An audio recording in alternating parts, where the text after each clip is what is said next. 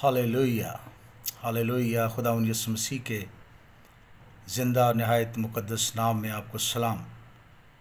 मेरे साथ निकालें खुदावंद का ज़िंदा कलाम अहद जदीद में से यूहन्ना की इंजील उसका 10वां बाब और उसकी 10वीं आयत। खुदावंद के कलाम में इस तरह लिखा है कि चोर नहीं आता मगर चुराने और मार डालने और हलाक करने को। मैं इसलिए आया कि वो ज़िंदगी पाएँ और कसरत से पाएँ। आए हम अपने सरों को झुकाएं और दुआ करें। कादर मुतलक अबदी आसमानी बाप, सुनने वालों को बरकत इनायत कर और उन्हें तमाम दहशतों से रिहाई बख्श। तेरे बेटे यीशु मसीह के जलाली नाम के वसीला से मांगते हैं, आमीन। मेरे अजीज़ों, खुदावंद यीशु मसीह का लाजम और मलजूम मकसद इस दुनिया में महज अपने सलीबी कफ़ारा के वसीला हमें गुनाहों की माफ़ी बख्शना नहीं था, बल्कि उसका कामिल और लाज़िम और मलजूम मकसद हमें अबदी ज़िंदगी इनायत करना है।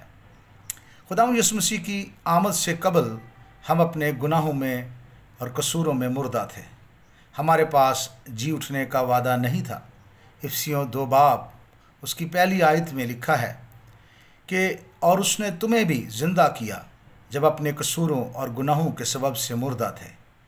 अजीज़ और रूहानी एतबार से मुर्दा शख्स उसकी आमद के मौका पर आसमान पर उठाया नहीं जाएगा, क्योंकि कलीसियाई दौर के इख्तिताम पर यीशु अपनों को लेने के लिए आने वाला है।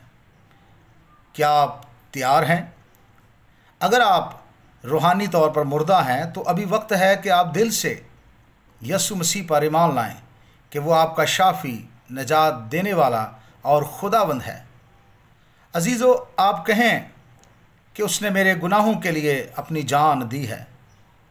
याद रखें कि होंठों से किया जाने वाला इकरार दायमी हैसियत नहीं रखता, लेकिन वो इकरार जो दिल से किया जाता है रूह और जिस्म की नजात का सबब बनता है। सिर्फ यीशु ही मुर्दा शख्स को ज़िंदगी देने की कुदरत रखता है। और ये भी सच है कि गुनाहगार एक ज़ॉम्बी की तरह है जो हाफ अलाइव है और हाफ डेड है।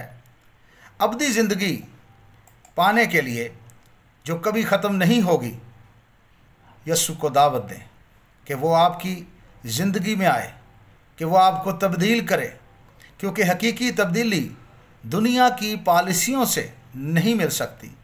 बिल गेट्स और उसका एजेंडा चर्च के लिए कारआमद नहीं होगा, क्योंकि मत्ती 16 बाब उसकी 18वीं आयत में खुदावंद यीशु मसीह पहले से फरमा चुके हैं कि तू पतरस है और मैं इस पत्थर पर अपनी कलीसिया बनाऊंगा और आलम अरवाह के दरवाजे इस पर गालिब ना आएंगे। अजीज़ों, मुझे यकीन है कि ये वायरस, जिसे कोरोना वायरस का नाम दिया जाता है, शैतानी दुनिया से निकला है, लेकिन अगर यीशु को नजात का वाहिद वसीला ना मानने वालों के पास मौजी हथियार हैं, वायरसेस हैं, तो कलीसिया के पास खुदा के हथियार और यीशु मसीह का बेशकीमत लहू है, जो हमारी खलासी और हमारी नजात का बायस है। मेरे अजीज़ों, यीशु फजल के ज़माना के इन आखिरी दिनों में दरवाज़ा पर खटखटा रहा है, लेकिन फिर भी आप उसकी आवाज़ को सुन नहीं रहे। ज़रूरत है कि आप उसकी आवाज़ को सुने, क्योंकि खुदा का बर्रा आपको उस इलाही ज़ियाफ़त में शरीक करने के लिए, लेने के लिए आने वाला है, जिसे बर्रा की शादी की ज़ियाफ़त कहा जाता है। क्या आप उन इंतज़ामात के लिए तैयार हैं? पतरस रसूल पहला पतरस उसकी 4 और 5वीं आयत में फरमाते हैं, ताकि गैर फ़ानी और बेदाग और लाजवाल मिरास को हासिल करें। अजीज़ों, ये मिरास पतरस कहता है कि वो तुम्हारे वास्ते जो खुदा की कुदरत से ईमान के वसीला उस नजात के लिए जो आखिरी वक्त में ज़ाहिर होने को तैयार है, हिफाजत किए जाते हो, आसमान पर महफूज है। ये मिरास तैयार है, लेकिन सवाल ये है कि क्या आप तैयार हैं? यीशु मसीह आज दरवाज़े पर खड़ा हुआ खटखटा रहा है। मुकाशफा 3 बाब उसकी 20वीं आयत में लिखा है कि देख, मैं दरवाज़े पर खड़ा हुआ खटखटाता हूँ। यीशु मसीह मेरे अजीज़ों ज़िंदगी का दरवाज़ा है, और वो दिलों के दरवाज़े पर और हमारे गली कूचों में आज की दस्तक की आवाज़ आती है कि हम तैयार हों, हम उसे निजात का वाहिद वसीला मानें। आज दुनिया भर में कोरोना वायरस ने दहशत और हरासानी पैदा कर दी है, लेकिन याद रखें कि वो लोग जो यीशु मसीह में रहते हैं वो इन तमाम बलाओं से महफूज किए जाएंगे। कलाम में लिखा है कि बस अब जो मसीह यीशु में हैं उन पर सज़ा का हुक्म नहीं। अजीज़ों, मेरी दुआ है कि बड़ी मुसीबत के आने से पहले हर एक जी रूह खुदावंद यीशु मसीह को अपना शख्सी निजात दहिंदा तस्लीम करे और गुनाहों की माफ़ी हासिल करे।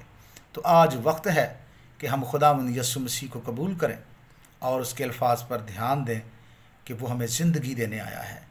दुनिया के पास ज़िंदगी नहीं है, दुनिया के पास सलामती नहीं है, दुनिया के पास तसल्ली नहीं है। हमारे खुदावंद के पास ज़िंदगी है। कलाम मुक़द्दस में लिखा है कि जिसके पास बेटा है उसके पास ज़िंदगी है, और जिसके पास बेटा नहीं उसके पास ज़िंदगी नहीं है। खुदावंद आपको इस कलाम के वसीला से बरकत दे, और अगर आप इन वीडियोस को सब्सक्राइब करेंगे तो आपको और भी ज़्यादा खुदावंद के कलाम पर सुनने को मिलेगा। और मेरी कोशिश है कि ज़्यादा से ज़्यादा मौज़ूआत पर खुदावंद का कलाम नशर कर सकूँ। खुदावंद आपको इस कलाम के वसीला से बरकत दे। आमीन।